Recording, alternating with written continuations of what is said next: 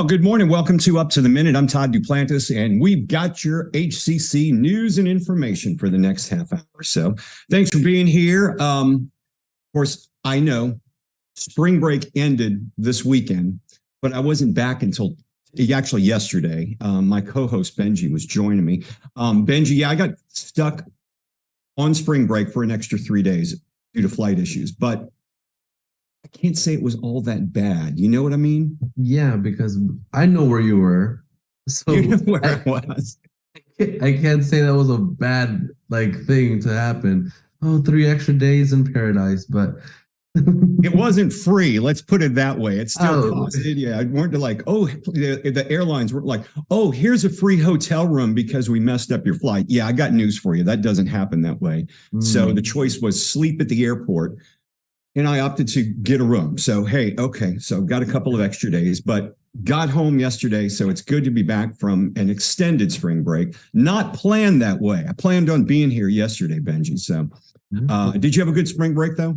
I did. I hit up rodeo a bunch of times. Yeah. Was there on the last day. I'm kind of sad that it's over, but kind of happy about it, too, because then I can save money now.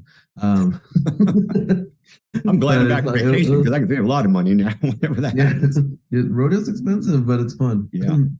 Yeah, it's a lot of fun. Well, Benji, we've got a lot coming up on the show this morning. Before we get to the guests, we want to thank everyone for watching us on Facebook Live and YouTube. We are here just about every day that HCC is in session, Mondays through Fridays, live at 10 a.m. But Benji, they can also catch us in social media anytime and on HCCTV. Yeah, we're live on the Houston Community College District Facebook page, not HCC, but Houston Community College District, and on YouTube. We're also on Twitter, LinkedIn, and we have our own TV channel, HCCTV, where you can catch the rebroadcast of this show at noon, 5, and 10 p.m. Monday through Friday. There you go. All right, stick around, Benji, because it's Tasty Tuesday, and we've got a guest you're going to be talking to as well. Chef Belle's joining us now. She is Executive Chef MaKiin, Kin Dee, MExpress Thai Kitchen, and our Tasty Tuesday guest. Chef, good to see you. Welcome to the show this morning. Let's see if we can get you to unmute your mic. We can hear you. Can you hear us? Yes. Okay, we can. So it's good to have you here. Welcome to the show. We're looking forward. I know you got something you're going to be preparing for us. So we're looking forward to seeing that. We're going to be with you in about 10 minutes. Okay. All right, stick around. Right now, we're going to be speaking with Dr. Debbie Harwell. She is the editor of Houston History from the Center for Public History and an instructional assistant professor at the University of Houston. Good to see you. Good to see you. Thanks for having me. Now, I've got to start this because before we get to the subject we're going to talk about, which is a fascinating subject, I got to say, go Cougs. I'm a Coug. Always Coug for life, and very excited right now. What is the whole? Are people at the university right now just so excited with what's going on? Oh, we are so excited. It has been an amazing run. My husband and I actually have season tickets for basketball, and we have enjoyed every minute of it. And the campus is just electric with excitement. I'm going to date myself here, but I remember the last time I was in college, the last time the Cougs made it to a championship. We're hoping that happens this year. They got a long run ahead of them, but they're doing some good work. All right, so let's get into today's subject. We're talking about the significance of civil rights movement and the significance of something called Wednesdays in Mississippi. This is a formal women's organization. Maybe you can tell us what this is all about. Sure. Well, Wednesdays in Mississippi, or WIMS, was the only civil rights project that was organized by women, for women, as part of a national women's organization that went down to Mississippi during Freedom Summer in 1964. And they really worked to bridge differences by opening lines of communication. And oftentimes people will say, well, I know there were other women's groups that were doing things, but most of those other groups were working through male-led organizations, and this was not theirs were not always women-led initiatives in comparison to WIMS. So this was a whole new perspective, is what WIMS was giving from what you're telling me, because of the way it was organized. But what exactly did they, how did they work, and what did they start doing differently? Sure. So they came down to Mississippi at the height of the Freedom Summer, when you had a lot of young college students there who were being accused of being communist sympathizers and that sort of thing. But these women were middle-aged, middle-class women who came dressed in their best Sunday dresses and their white gloves and their little hats. And they met with other women who were like them. And they really believed that women were the key to change because, first of all, they believed women worked faster than men. And secondly, because they felt like women influenced their husbands, they influenced their children and their friends. And by getting them to change their attitudes 1, 2, 3 at a time, that we would see true change occur in terms of attitudes about desegregation and about Black voting rights. You know, you mentioned something which is very important, which I was going to get to. I don't think people realize, because a lot of people who may be watching the show weren't alive back in that time, or very, very young, but we were a segregated society at this time. And these ladies, these women were going out there and kind of reaching across the lines to bring people together. Is that the way you kind of looked at what was really happening? Yes, that's exactly what was happening. And they saw the progression over the course of the summer. So at the very beginning, it was absolutely segregated, Black and white. They would fly into Mississippi on Tuesday, fan out to all the Freedom Summer projects around the state on Wednesday. Then they would come back and meet in these small groups with the local women in Jackson, white women with white women, Black women with Black women, and talk about what they had seen in order to dispel the myths and the fears about the civil rights movement. By the end of the summer, however, some of those women were meeting in actually integrated groups when they came back to Jackson, but it was always under like an umbrella of a prayer meeting or something like that, where it was marginally acceptable for women to be together across race. Let me ask you this, just personal question I have on this. Were the ladies who were going on this journey, you mentioned they were going representing WIMS, were they paying for this out of their own pocket? Were there funding available for them? How did that work? Because obviously you're flying out, it's very costly even nowadays, but to go out and stay on your own, how did that work exactly? Yeah, a lot of these women were women with means. Okay. And they did, for the most part, pay for their own way. There were a few of them, a couple of women who were teachers, for example, that had some financial assistance from the National Council of Negro Women, which was the main sponsoring organization. Some of them, for example, were members of like the National Council of Catholic Women or National Council of Jewish Women, and those organizations help supplement. But that financial independence was one of the things that they used, in fact, to show that they were not part of these radical organizations, right, that they were there trying to learn as much as anything. What it must have been a strange reaction at first when these women are wearing their white gloves and their Sunday best and they're coming there. I mean, I guess it could be looked at as elitist. People see them like, oh, these people are being elitist, but they were there to help. Was the reaction from the local people in the area, were they accepting right away, or were they kind of apprehensive, like, why are you here? What are you going to do for me? Yeah, there was a little bit of both. And WIMS was very consciously exploiting their gender, age, and class as an entree to these women who were also of a similar age and class. And they would not have had anything to do with these civil rights workers who were being labeled as, like I said, communist sympathizers and radicals. So it was really hard to dismiss these women who looked just like them. Yeah. They were the same class, same age. They had kids that went to the same universities, oftentimes. And so, there was a degree of acceptance for them and what they were saying that you wouldn't hear otherwise.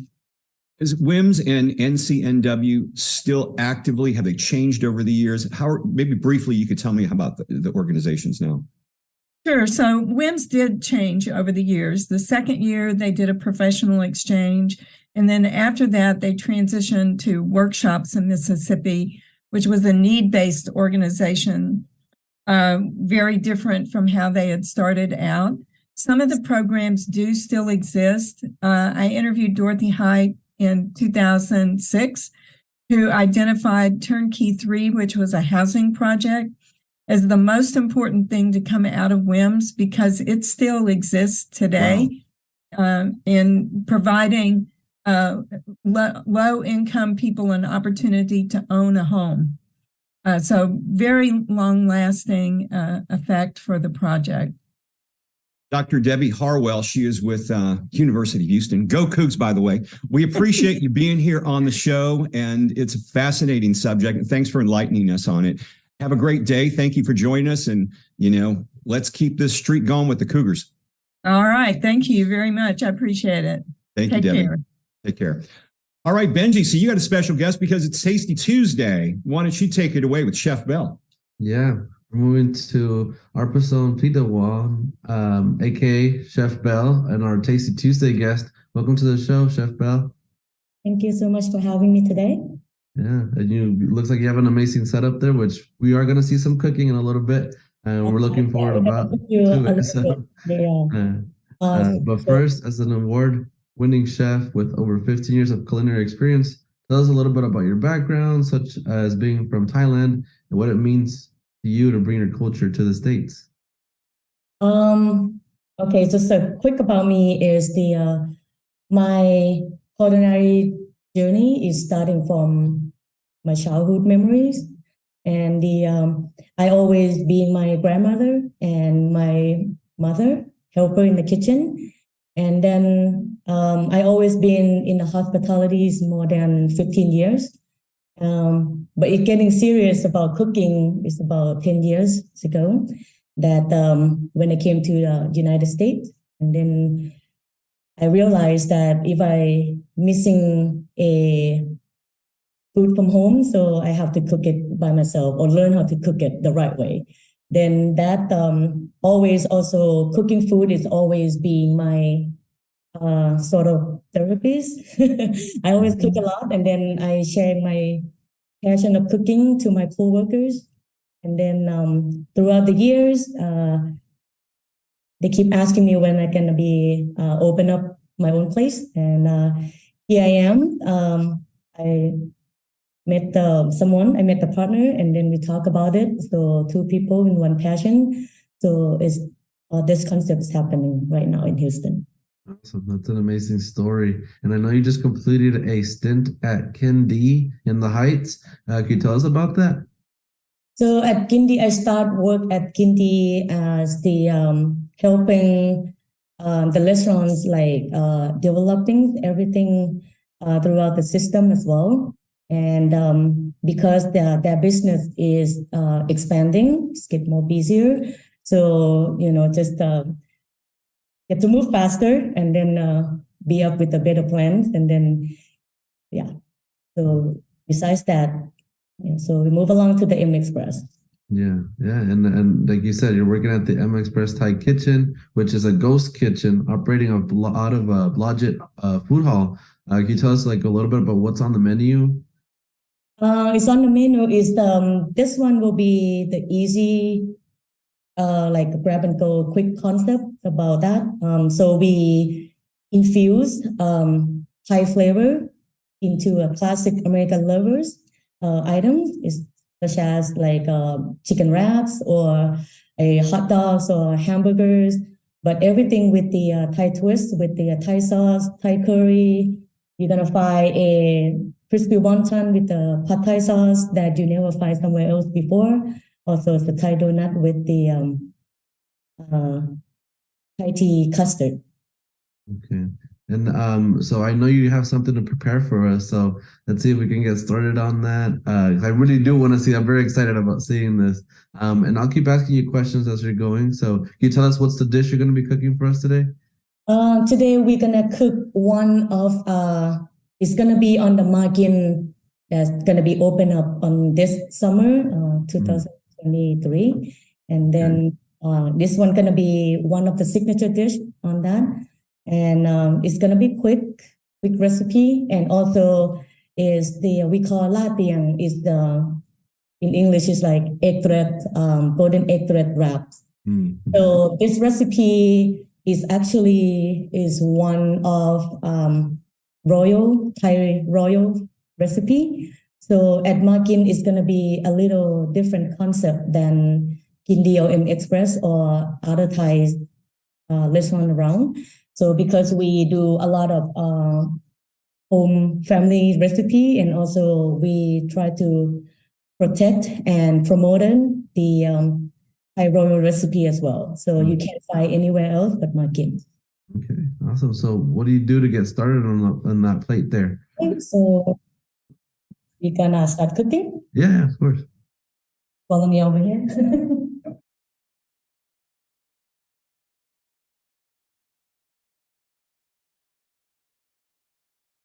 Yeah.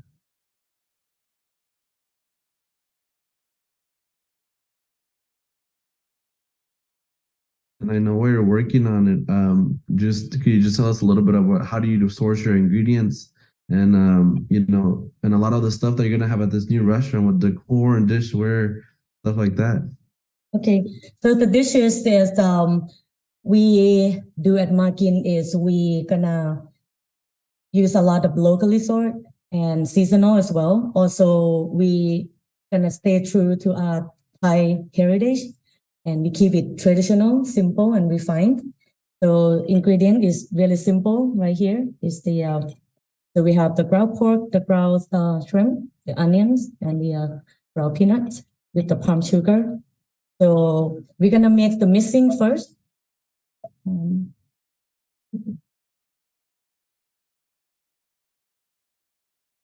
So by heating up the pan, so I'm just gonna put a little bit of oil. And then this page is really traditional. As you can see, is three ingredients inside. Is the white pepper, is garlic, and the coriander. So we use same cooking method.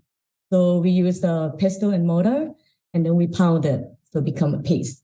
So we're gonna cook the paste until they're aromatic.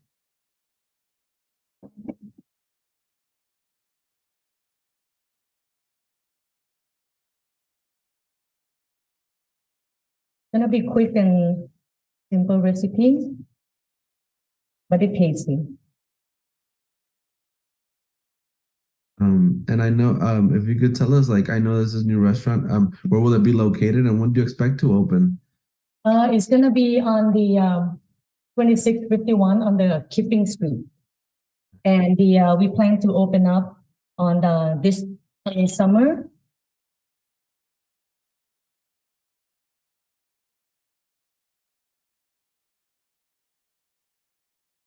So first, we're sautéing basically those peppers that you showed us there. Yeah, it's the we call in Thailand we call it like three friends, three buddy paste. Okay. Always a classic paste in Thailand when you stir fry it or making some classic traditional Thai recipe. And then I just add the chopped onions, and I cooked it. I sauteed it for a little bit.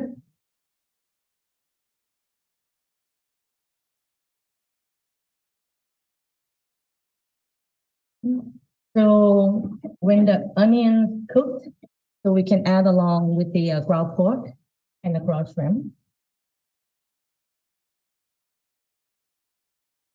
Chef, I've got a question for you. What would be this dish here? What would be a complimentary side dish or things that you could serve along with this? What would you suggest this for? On the menus that the first of all, it's a classic one is it's just like a quick bite or appetizer. Okay. It doesn't go with anything, but I adapted with the we're gonna serving with the pickled green papaya. Oh wow. So I infused that with the instead of cucumber, so we're gonna use green papaya.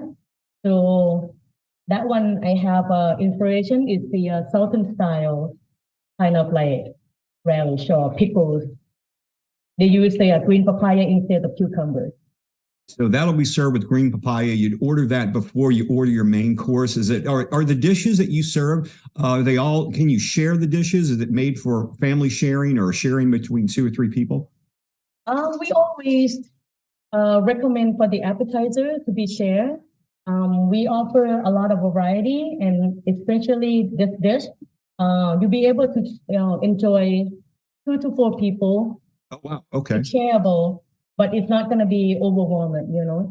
It's like a quick bite, like a bite size kind of stuff. All about that. And I know we've got about a minute left with our segment. Is it something that you play? How do you present it when you plate it to the table? It's the final percent is it's gonna wrap everything with the egg wrap with the filling, and then we serve it. It's about 4 to 5 pieces, and then along with the pickled green. The green papaya. Yes. Yeah, I'm really interested in that pickled green papaya. Do you have that where you could show us what that looks like? Actually, I don't have it with me today. Okay, but that's one of the it would be served with that. I'd love to see that out there.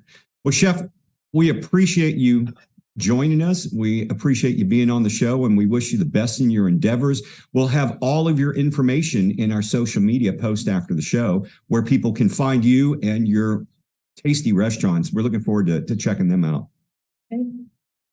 Thank you, Chef Bell. Oh, there he is. Is that the final product right there?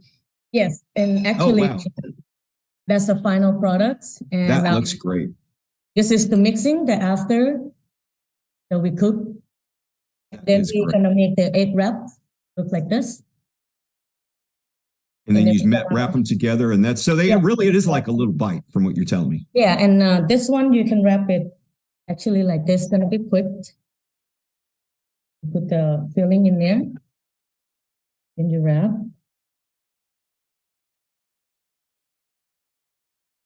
You make that look easy, but I don't think Benji or I would come out as nice as yours. There you go. Then you have a little bit of the cilantro. Oh, that looks great. And then we put like red pepper into it. Can't go wrong with enough pepper on there. There you go. Once again, Chef, thank you, Chef Bell, for being on the show. And we're going to have all your information in social media in our post after the show is over. Thank you. Thank you so much. Thank you so much for having me. So, Benji, another place you could probably take your girlfriend there, to another restaurant that you can suggest to her, because I know you're taking your girlfriend to a lot of restaurants these days, right? Yeah, I am. Yeah, because good. Tasty Tuesday, man. Those restaurants, we just have great selections here. I know. And there's the latest one. Okay. So we got a few news and announcements before we wrap up today's show. A couple of things we want to get to. Educators Job Fair, find career resources. The event is a hiring event for education managers on for those or they want to know what classes and certifications the education department offers. The fair will also connect education majors with employers and inform the community about HCC's alternative teacher certification program. You can learn all about it 10 a.m. to 1 p.m. Wednesday, March 22nd. That is tomorrow at HCC's Southeast College, the Workforce Building. Students and employers can find registration info in our post after the show. And we've also got a Women in STEM event coming up as well, Benji.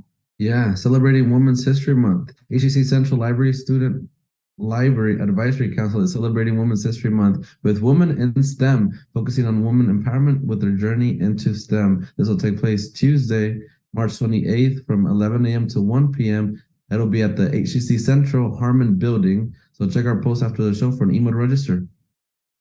Okay, Small Business Success Series. That's happening. 5-minute module programs. 5 minutes. Just 5 minutes of your time. You learn a bunch of information. It's developed by HCC's Northwest Glenda and David Regenbaum Center for Entrepreneurship. These in-person workshops offer hands-on interaction with faculty, business experts, and peer delegates, starting with Vet the Venture. That's the first one, 9 a.m. to 3 p.m., Friday, March 31st. And another one on April 14th, 9 a.m. to 3 p.m. as well. It's called Ignite the Entrepreneur Inside of You. Check our post after the show for more details. For the sake of time, Benji, we're going to skip down and just let everybody know that summer registration is underway. You got to get it going. It's open now. You got to register if you want to take classes for this summer. Now's the perfect time to do so. Are you taking classes this summer, Benji? I'm thinking about it because they're so fast and you could get so much done in a short amount of time. But it's like, goes by really fast. So 5 ways to learn, including in-person hybrid classes, ones that are completely virtual. Check out our post after the show, or just go to hccs.edu/apply. Don't wait like Benji is, because the longer you wait, if you're not taking the virtual classes, you may not get there in person. So unlike Benji, sign up soon. Okay, Benji? Don't be a Benji. Don't be a Benji. There you go. Okay, tomorrow on the show, we've got HCC Student Library Advisory Council. They're celebrating Women in STEM, so we'll have a guest talking about that. And for Small Business Wednesdays, we'll feature the president of a high-end commercial printing company who has graduated from HCC's Mattress Max School of Selling and our Goldman Sachs 10,000 Small Business Program. So busy week coming up. Good to be back from spring break. I know Benji would probably prefer if I stayed on spring break for another week, but that's a whole nother story. Right, Benji? I mean, I would say just so you can have an extended vacation, not because we don't want you around the office. We love you. Just take a few extra days off. Yeah. Okay. All right. All right. Good night, everyone, because Benji said I can take some more days off. So, all right, Benji, thanks for being here. We'll see you next week, but we'll see all of you live tomorrow, 10 a.m. right here for Up to the Minute.